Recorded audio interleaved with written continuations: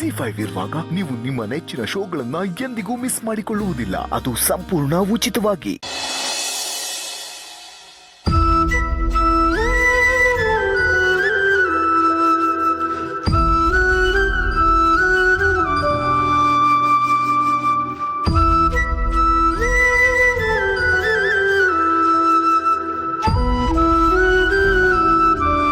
ಪೂರ್ಣಿ, ಅಮ್ಮ, ಪೂರ್ಣಿ ಏನಾಯ್ತಮ್ಮ, ಅಳ್ತಿದ್ಯಾ? ಅಳೋದಾ? ನಾನ್ಯಾಕೆ ಅಳ್ಳಿ ಅಮ್ಮ, ನೀವು ಬಂದ್ರಲ್ಲ ನಂಗೆ ತುಂಬ ಖುಷಿ ಆಯಿತು. ಹೇಗಿದ್ದೀರಾ? ನಾನೇನೋ ಚೆನ್ನಾಗಿದ್ದೀನಿ, ಆದರೆ ನಿನ್ನ ಕಣ್ಣಲ್ಲಿ ನೀರು ನೋಡೋದಕ್ಕೆ ನನ್ನಿಂದ ಆಗೋದಿಲ್ಲ.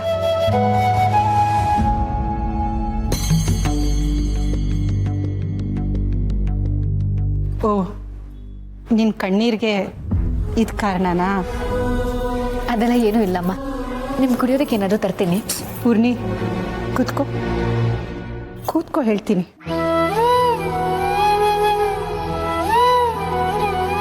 ನಿನಗೆ ದೇವರ ಮೇಲೆ ನಂಬಿಕೆ ಇದೆ ಅಲ್ವಾ? ಏನಮ್ಮ ಹೀಗೆ ಕೇಳ್ತೀರಾ? ಖಂಡಿತ ನಂಬಿಕೆ ಇದೆ. ಸರಿ, ಹಾಕಿದ್ರೆ ಒಂದು ಹೆಣ್ಮಗುಗೆ ಪಾದ ಪೂಜೆ ಮಾಡಿ ಊಟ ಮಾಡಿಸಿ ತಾಂಬೂಲ ಕೊಟ್ಟರೆ ನಿನಗೆ ಒಳ್ಳೇದಾಗುತ್ತೆ. ದೇವರು ಮಕ್ಕಳ ಭಾಗ್ಯ ಕರುಣಿಸ್ತಾನೆ.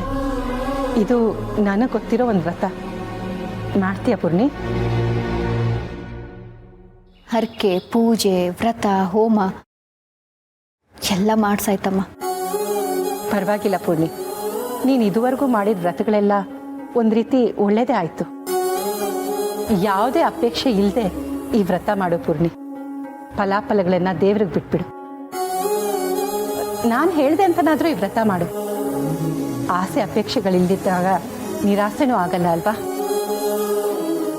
ಅಮ್ಮ, ನನ್ನ ಮೇಲೆ ನಿಮ್ಗೆ ಯಾಕಿಷ್ಟು ಪ್ರೀತಿ, ಯಾಕಿಷ್ಟು ಕಾಳಜಿ? ನನ್ನ ಅಮ್ಮನೇ ನನ್ನ ಜೊತೆ ಇದ್ದಿದ್ರೆ ಹೀಗೆ ಮಾತಾಡ್ತಿದ್ರು ಏನೋ.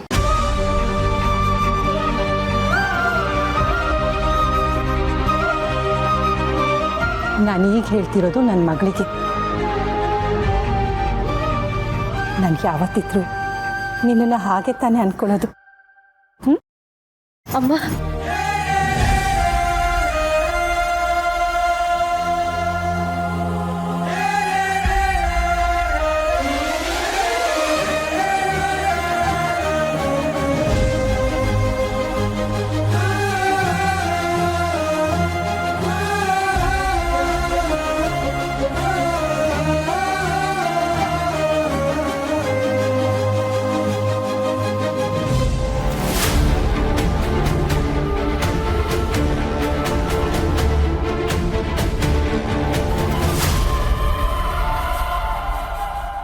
ಮಾಮ್, ಏನಾಗಿದೆ ಮಾಮ್ ನಿನಗೆ? ನೀನು ಬಂದು ಇಷ್ಟೊತ್ತಾಯ್ತು, ಆದರೂ ನನ್ನ ಬಗ್ಗೆ ಒಂದು ಮಾತು ಕೇಳಿದೆ ಇಲ್ಲೇ ಮಾತಾಡ್ತಾ ನಿಂತಿದ್ಯಲ್ಲ. ಅಷ್ಟು ಸಾಲದು ಅಂತ ಅಳೋದೇನು, ತಬ್ಬಿ ಮುದ್ದು ಮಾಡೋದೇನು? ಇವಳು ಯಾರು ಅಂತ ಅಷ್ಟು ಸಲ್ಗೆ ಮಾಮ್ ನಿನಗೆ? ದೀಪು, ಹಾಗೆಲ್ಲ ಮಾತಾಡಬೇಡ ನೀನು. ನೀವಿಬ್ರು ಒಂದೇ ಮನೆ ಸೊಸೆಂದ್ರು. ಪೂರ್ಣಿ ನಿನಗೆ ಅಕ್ಕ ಇದ್ದ ಹಾಗೆ. ಬೇಕಾಗಿಲ್ಲ, ನನಗೆ ಯಾವ ಅಕ್ಕನೂ ಬೇಕಾಗಿಲ್ಲ. ನೀನು ಇವಳನ್ನ ನೋಡಕ್ಕಷ್ಟೇ ಮನೆಗೆ ಬರೋದಾದ್ರೆ ನೀನು ಈ ಮನೆಗೆ ಬರೋದು ಬೇಕಾಗಿಲ್ಲ.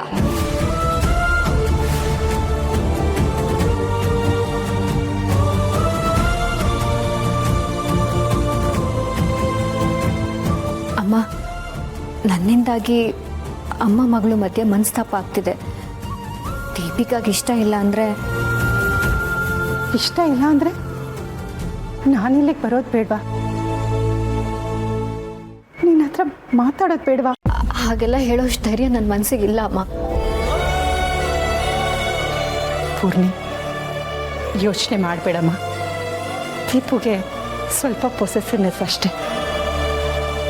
ಅವಳು ನಿನ್ನನ್ನು ಅಕ್ಕ ಅನ್ಕತೊಳ ಬಿಡ್ತಾಳು, ಆದರೆ ಅವಳು ನಿನ್ನ ತಂಗಿನೇ.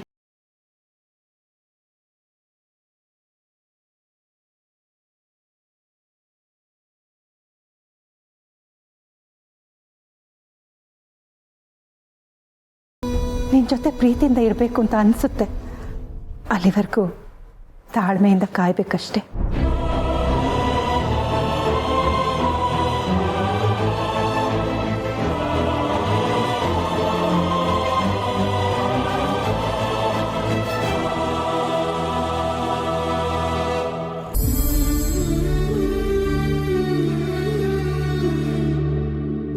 ಯಾಕೆ ಸರ್, ಏನಾಯ್ತು?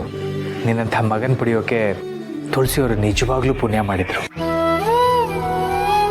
ತಾಯಿ ಸ್ಥಿತಿನ ಅರ್ಥ ಮಾಡಿಕೊಂಡು ಅವ್ರ ಬಗ್ಗೆ ಕಾಳಜಿ ವಹಿಸ್ತಿದೆಯಲ್ಲ, ನಿಜವಾಗ್ಲೂ ನಿನ್ನ ಬಗ್ಗೆ ಹೆಮ್ಮೆ ಆಗ್ತಾ ಇದೆ. ಅಂದರೆ ನಿಮ್ಗೆಲ್ಲ ವಿಷಯನೂ ಎಲ್ಲ ವಿಷಯ ಗೊತ್ತಾಯ್ತು.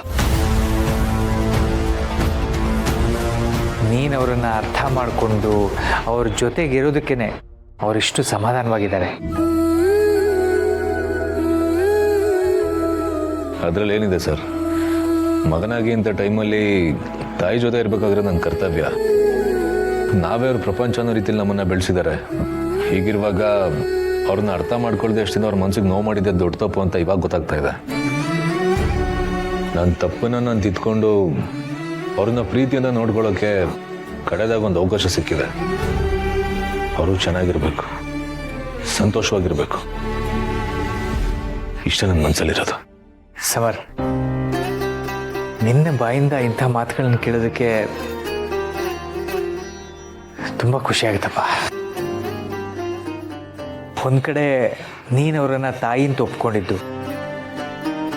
ಇನ್ನೊಂದು ಕಡೆ ಅವ್ರು ಮತ್ತೆ ತಾಯಿ ಆಗ್ತಿರೋದು, ಇದೆಲ್ಲ ತುಂಬ ಸಂತೋಷದ ವಿಷಯಗಳು. ಹೌದು, ಅಮ್ಮ ನನಗೆ ಮತ್ತೆ ತಾಯಿ ಆಗಿದ್ದಾರೆ. ಅಮ್ಮ ತುಂಬ ಕಷ್ಟಪಟ್ಟಿದ್ದಾರೆ. ಅವರೊಬ್ಬರೇ ನಿಂತು ನನ್ನನ್ನು ಸಂಧಿಯನ್ನ ಬೆಳೆಸಿದ್ದಾರೆ. ಈಗ ಮಕ್ಕಳೆಲ್ಲ ದೊಡ್ಡವರಾಗಿದ್ದೀವಿ, ಅವ್ರ ಕಷ್ಟದ ಸಮಯ ಆಗೋಗಿದೆ.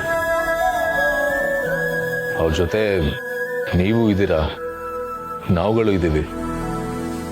ಅವ್ರಿಂಥ ಟೈಮಲ್ಲಿ ತುಂಬ ಖುಷಿಯಾಗಿರ್ಬೇಕು. ಅವ್ರ ಜೀವ ನಿಮ್ಮ ಕೈಲಿದೆ. ಅಂದರೆ ತುಳಸಿಯವರಿಗೆ ಅಬಾರ್ಟ್ ಮಾಡಿದ್ರೆ ಜೀವಕ್ಕೆ ಅಪಾಯ ಇದೆ ಅನ್ನೋದು ಸಮರ್ಥ ಗೊತ್ತಾಗಿದೆಯಾ? ಈಗಲೂ ನಿಮ್ಮೆಲ್ಲರ ಮೇಲಿರೋ ನಂಬಿಕೆಯಿಂದನೇ ಅವ್ರನ್ನಿಲ್ಲಿ ಬಿಟ್ಟು ನೆಮ್ಮದಿಯಾಗಿ ಹೋಗ್ತಿದ್ದೀನಿ.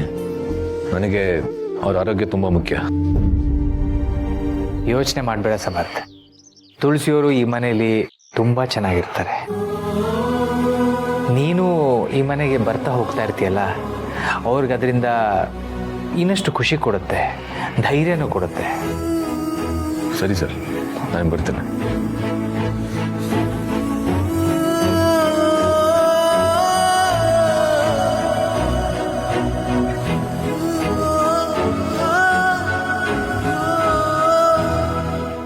ZEE5 ಆಪ್ ಡೌನ್ಲೋಡ್ ಮಾಡಿ ಎಲ್ಲಾ ಸಂಚಿಕೆಗಳನ್ನು ಸಂಪೂರ್ಣ ಉಚಿತವಾಗಿ ನೋಡಿ.